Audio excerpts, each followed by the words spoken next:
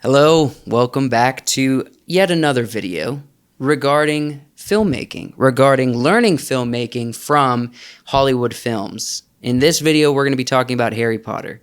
We're going to be taking scenes from Harry Potter, looking at them, and breaking down film rules, film tips, film methods, filmmaking methods, and we're going to be analyzing it and learning from them. I always believe that if you have a camera, if you have something to record audio on, and you have a software that everyone can get one even for free on their phone, have the ability to edit clips together, well then you can start making your own films.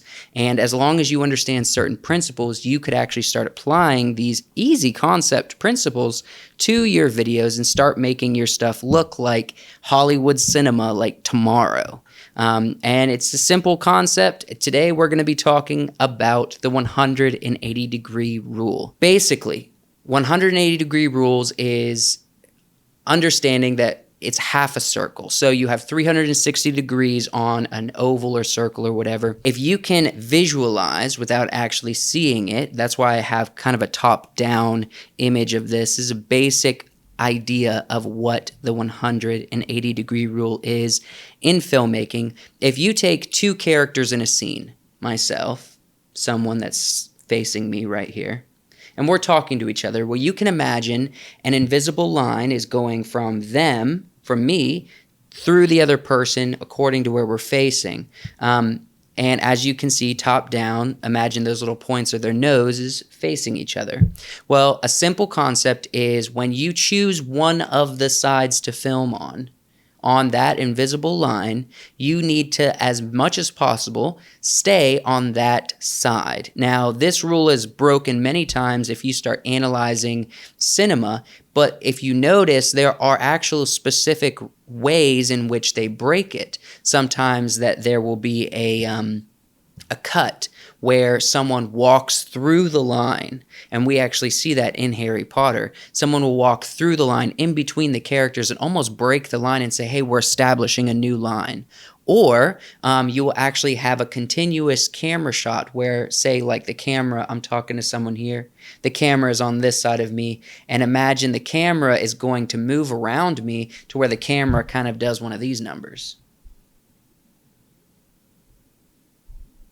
All of a sudden, the camera visually showed a transition to the opposite side of that invisible circle. That is a great way to break or switch sides of that. But the reason why this rule was established is because back in the early days, film was harder to see. It was black and white. It was a little bit more difficult to identify characters really quickly. And so if you were to take someone that is facing off the camera this way or this way and break that direction, all of a sudden your characters are looking the opposite way. Well, all of a sudden the audience will get confused. So that's essentially why it was established. And now moving into the future, we still use this principle because it is visually pleasing. It's almost like a third person looking at a scene and visualizing what's happening without having to be everywhere in this 360 degree area all at once. But that's a basic understanding.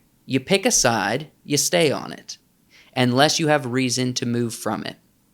Let's go ahead and get to the first example I have of Harry Potter, a scene from Harry Potter where a group of boys are talking to this door that has a painting on it. So I'm going to go ahead and play this. So this is just a setup wide shot, and this is the staircase. Now the boys are going to come up, and you'll see the establishment. All right, so right off the bat, you'll notice right now they are on top of the line. The boys are walking away from the camera, and we are facing directly towards that door. But also notice that door is slightly, it's not centered up, it's slightly leaning to the left side of the screen, and that's because the camera is slightly angled away towards I guess, pointing towards the right slightly. It's not a perfectly centered shot. So we have a nice little push in. All right. So look at the direction of all these boys and Harry. They're looking to the left side of the screen because they've chosen a side of the line, the invisible line between them and this painting. Now they're on top of the line right here.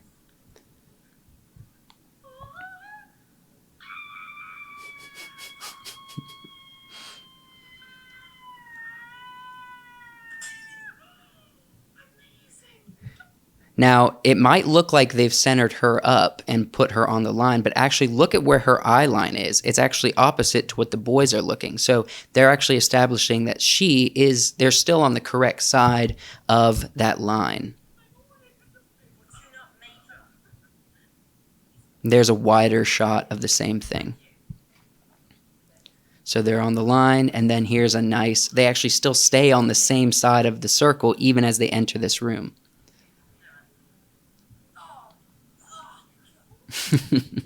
I did my very best to, from a sky view, label what's happening in the scene. So if you imagine that oval shape with the nose, that's a group of boys. They come up to the painted door, and you have these few camera angles. The red is the camera angles, and the line, as you can see, is the invisible line, the green line that's running through the center.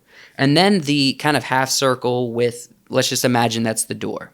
So you have all the boys facing the door, and you have a variety of camera angles. Before they go through the door, before the lady lets them through, you have a shot directly from the backside that's almost on top of the line. And then you have one that is from behind the boys showing the full scene again, but more at an angle than right on the line. And then you have close-ups of both of them. So you have a wider over the shoulder and then close-ups of both the door and the boys. And then once they walk through the door, you have a nice, still on the same side of the 180-degree circle, you have, or half circle, you have a panning truck shot that follows them through that room as they kind of keep interacting.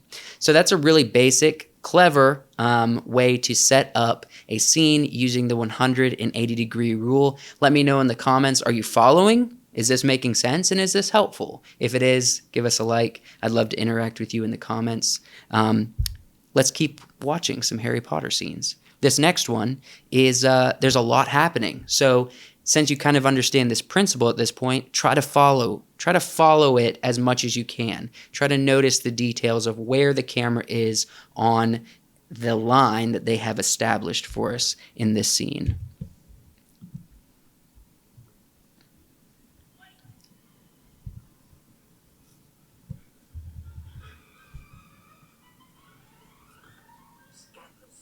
Harry, you do realize what tree this is? That's not good.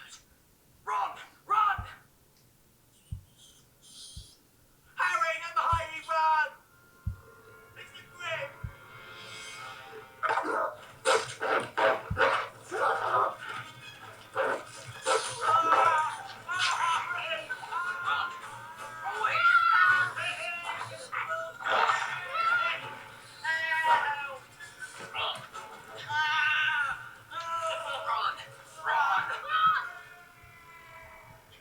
Okay, so far they've stayed on the same side of the line. And they're still kind of on the same side of the line, even if it's starting to get confusing. And look at this big wide shot here. You have, still on the same side of the line, you have an establishing wide shot of them and, well, yeah, of them and the tree.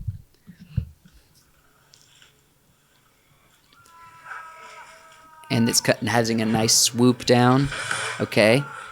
The key to understanding if you're confused about where they are on the line, if they're sticking true to it, is look at which way their eyes are looking off camera. That's a good indicator.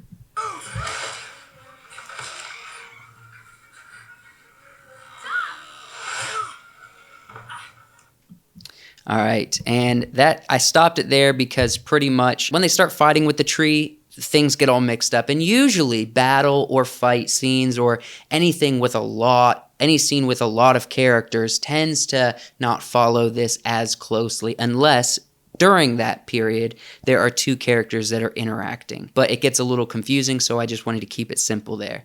If you look at the diagram, I'm sure I didn't get all of them, but I tried to capture as many of the camera shots, or at least starting angles, as I could. And as you see, there's a lot of stuff, because not only do you have Ron, Hermione, and Harry, you also have the wolf and you also have the tree. So there's a lot of moving parts to this scene, but if you look at this, at what I've done here, they're either on top of the line or right on the edge of the line, or they're backed away from the line.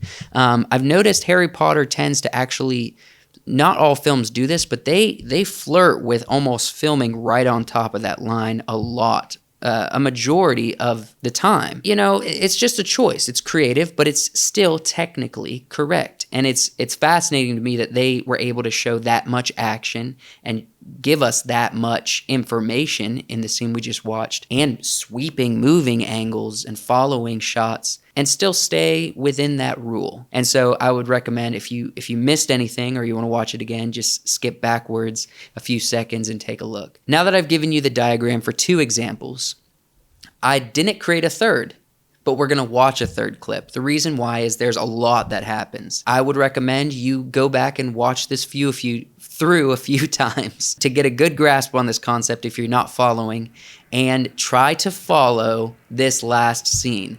Now, I'm going to be honest with you, it's even hard for me to follow because there are so many people in this scene. It's the whole school, and it's they're all in the big room, and there's multiple characters interacting one-on-one, and they are constantly crossing the line or not even establishing where the line is, but they're probably like 10 different lines that are established in this one scene. So now that you understand this concept, let's all watch together this a little bit longer scene and just analyze it. Let's watch it together. Sit down. Please. Now the moment you've all been waiting for. The champion selection.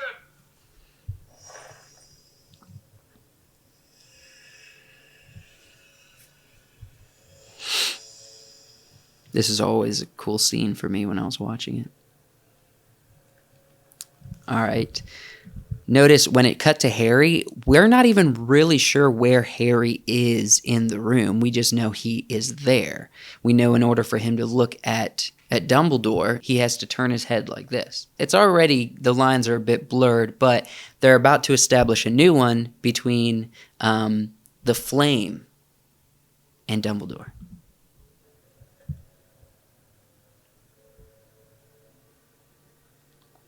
And here it is.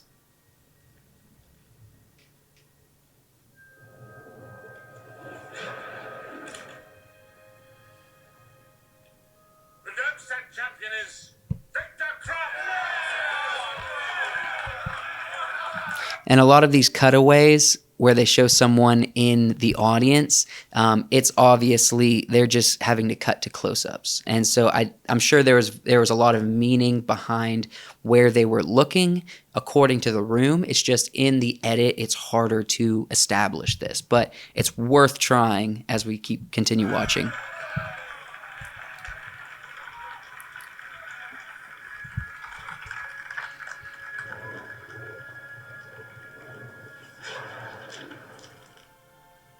Okay, that's across the line.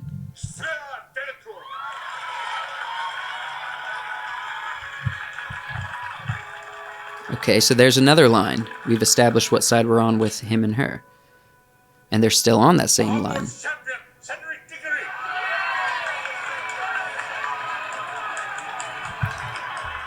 And they're still on the same side of the line.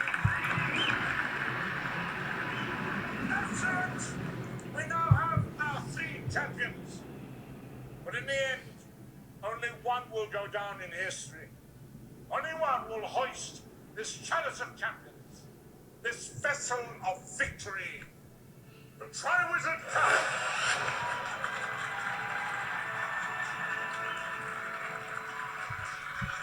Okay, now Snape is coming in and establishing a line as well.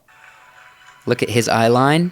Now look at where he's looking. You can literally see the foreground, the middle ground, and the background all establish a very clear line. And look at where his eye line is facing. They haven't crossed that line that they just established.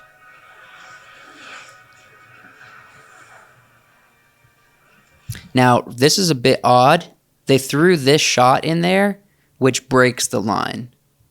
I know they just needed a close-up of this fellow, but it just seemed odd to me as to why they would choose this shot and shoot on that side when they already had a very beautifully established line.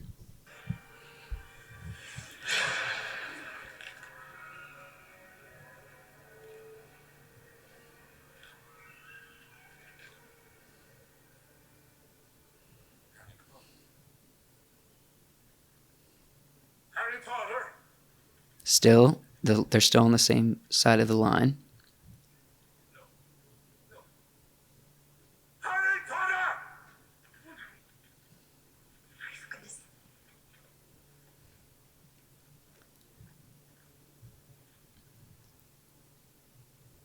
And all these close-ups are throwing you off, I'm sure, but let's try to keep up. All right, so if you look to where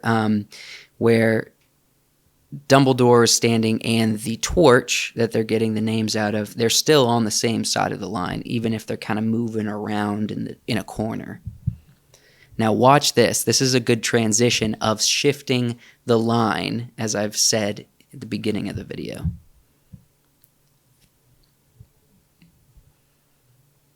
So they established a line, and they switch sides. Isn't that beautiful?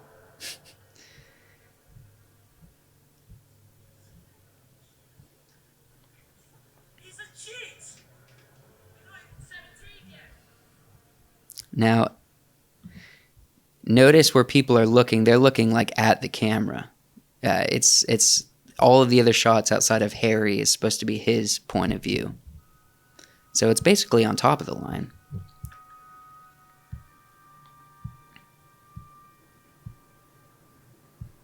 And once they cut through all the professors, you notice that's where the line's kind of broken, and you just kind of focusing more on Harry's point of view. This last scene has another good example of that I'm just going to continue on, but it has another good example of breaking the line and starting a new one. Here it comes.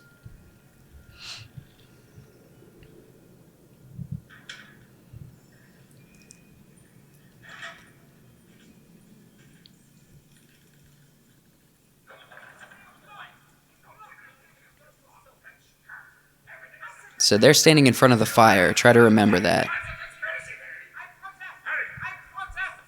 you put your name in that cover of the fire. You asked one of the oldest students to do it for you? No, sir. You're absolutely sure? Yes, sir.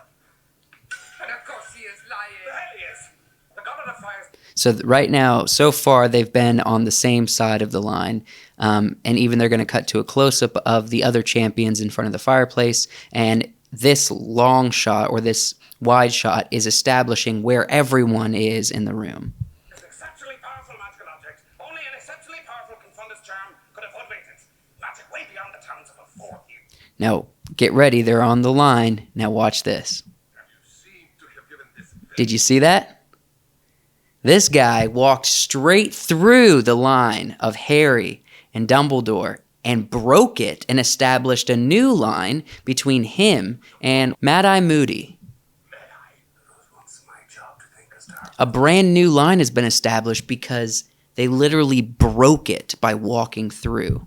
Since still off, perhaps you remember. It doesn't help that aside. And there he goes again. Once again, another break.